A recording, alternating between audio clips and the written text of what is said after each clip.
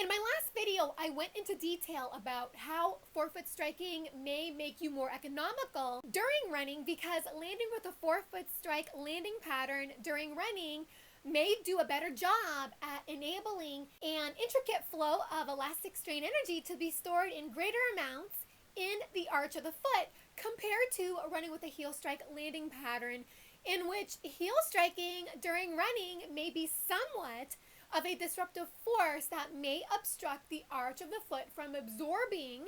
elastic strain energy more fully, which could take a terrible toll on running economy. But let's take another close look at how essential forefoot running may be in deepening and strengthening the performance enhancing elastic strain energy storage in the elastic structures of the lower leg, particularly in the Achilles tendon, and how heel strike running may, to some degree, may cut off some of the elastic strain energy supply stored in the Achilles tendon needed to fuel high efficiency running. More research is becoming more convincing about how forefoot running may pump more elastic strain energy into the Achilles tendon, thereby potentially providing voluminous elastic strain energy that may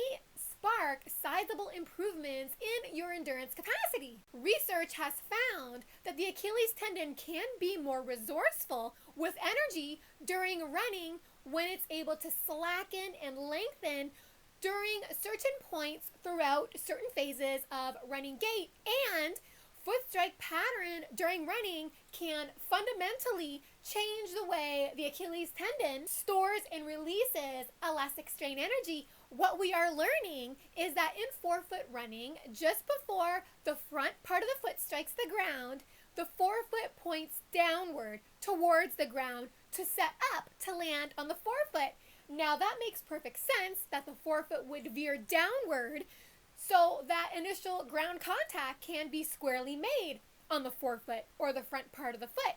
This positional interaction of the forefoot pointing down toward the ground, this mechanical action is referred to as ankle plantar flexion. Pointing the forefoot downward prior to touchdown during forefoot running is enough for the Achilles tendon to sufficiently expand its capacity to absorb large amounts of elastic strain energy needed to help fuel more optimal stride efficiency. To this point, one study found that ankle plantar flexion prior to and at touchdown during running had the effect of stretching the Achilles tendon, which corresponded to improved elastic energy storage within the Achilles tendon.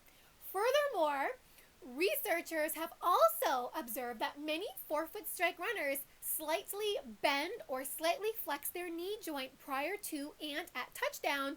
and during the first half of the stance phase in running, which helps slacken the Achilles tendon, which also expanded the Achilles tendon capacity to fill up with greater elastic strain energy. Taken together, landing with a forefoot strike during running seems to create the mechanical conditions, bending the knee joint and pointing the front part of your foot downward prior to and at touchdown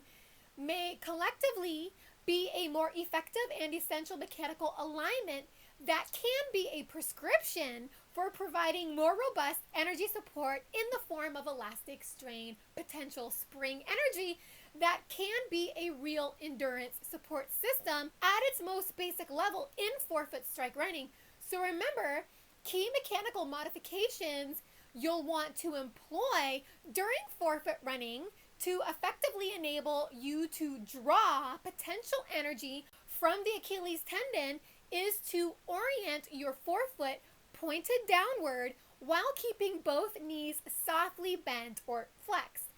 Doing so not only may counter muscular fatigue, but can play right into your performance progress. Stay very focused in executing these mechanical actions and you may steadily improve your running efficiency. As for heel strike running, it may be an economical trap as you may not be well able to make the most out of optimizing elastic energy contributions in full measure from the Achilles tendon because the movement pattern of the foot during heel strike running is a 360 complete opposite movement pattern of the foot than in forefoot strike running. In heel strike running, the forefoot does not point downward to the ground prior to and at touchdown, but rather the front part of the foot is completely lifted back, pointed up and away from the ground to expose the heel to the ground, helping to set up the foot to make initial ground contact on the heel.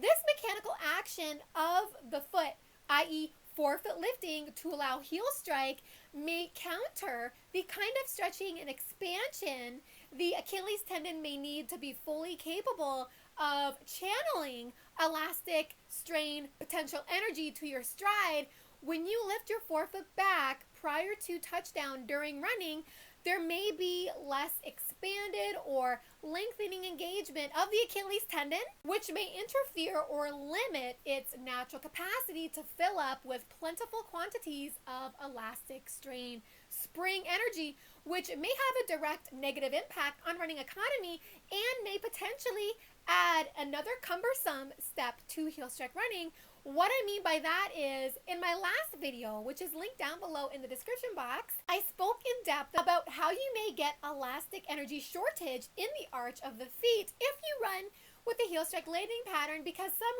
research has highlighted a potential general problem in heel strike running such that the arch of the foot may be slightly tolerant in its capacity to fully soak up elastic strain energy, whereas landing on the forefoot ahead of the arch during running may be the sweet spot that enables more widespread elastic energy absorption throughout the arch of the foot, which in turn may suggest that forefoot strike running may surpass heel strike running when it comes to boosted quality of elastic energy absorption within the elastic structures of the lower leg. This could explain why many world-class coaches are placing a non-heel strike landing pattern at the heart of their training agenda, because forefoot strike running may have more enormous economic relevance.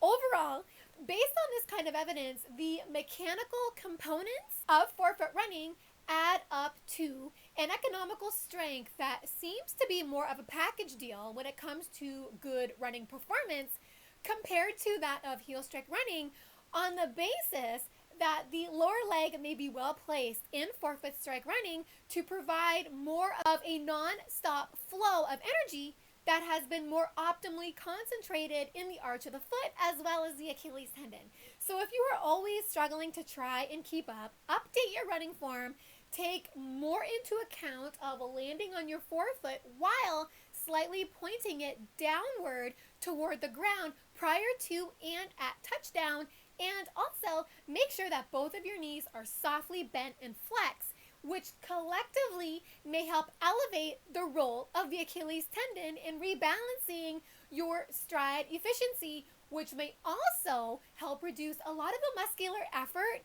needed to carry you forward. I hope you've enjoyed this video, and for more insights on the health and performance benefits of forefoot running, especially barefoot running and minimalist running, please subscribe to my YouTube channel, and please follow me on social media, and I provided all of those links down below in the description box as well. Thank you so much for listening and watching. Have fun out there on the roads and trails. Bye for now.